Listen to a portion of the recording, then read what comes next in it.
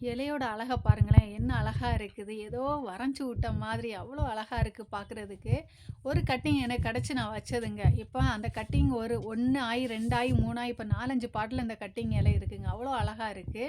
இலைய பார்க்குறதுக்கு வீட்டு முன்னாடி எடுத்து வச்சுட்டோம். ஏன்னா வாசல் திறந்து பார்த்தா, அது நமக்கு ஒரு ஃப்ரெஷ்ஷா இருக்கு. கண்ணுக்கு குளிர்ச்சியா இருக்கு பார்க்கக்கூடிய டைமு. 2 பாட்டுல இருக்கு பாருங்க. அந்த செடிக்க பாட்டோட மூட்டுல பாருங்களேன், எவ்வளோ காய்கறி வேஸ்ட்டுங்களெல்லாம் போட்டு வச்சிருக்கேன். அது அந்த வேஸ்ட்லயும் எவ்வளோ செழிப்பா வளர்ந்து நிக்குது பாருங்க. அதான் எதையும் வேஸ்ட் பண்ணாதீங்கன்னு நான் ஒவ்வொரு வீடியோலயும் நான் அது சொல்றது. வேற ஒண்ணும் இல்ல. இது டாலியா பாட்டுல நான் கம்பு ஊனி வச்சிருந்தாங்கன்னு சொன்னேன் பார்த்தீங்களா? அதுக்குள்ள டாலியா விதைய ஊனி வச்சிருக்காருன்னு நெனைக்கிறேன். இது ஆன்லைன்ல டாலியா விதை வாங்கியிருக்காருன்னு நெனைக்கிறேன். கேட்டேன், ஆமான்னு சொன்னாரு. இன்னைக்கு இந்த வீடியோ எடுத்துட்டு நான் கேட்கக்கூடிய டைம் தான் ஆமான்னு சொன்னாரு.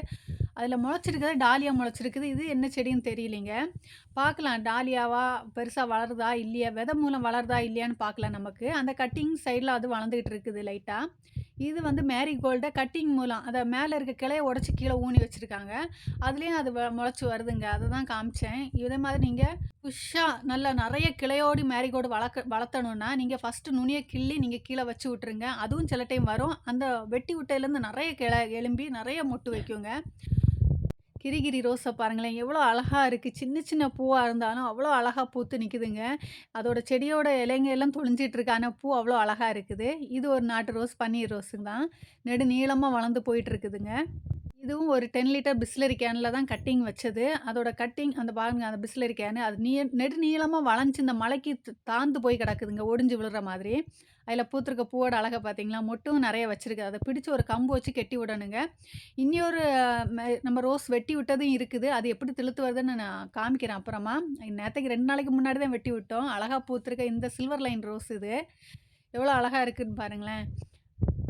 ஃபோன் கொஞ்சம் ப்ராப்ளம் ஆனதுனால நான் நேத்தைக்கு வீடியோ போடலங்க.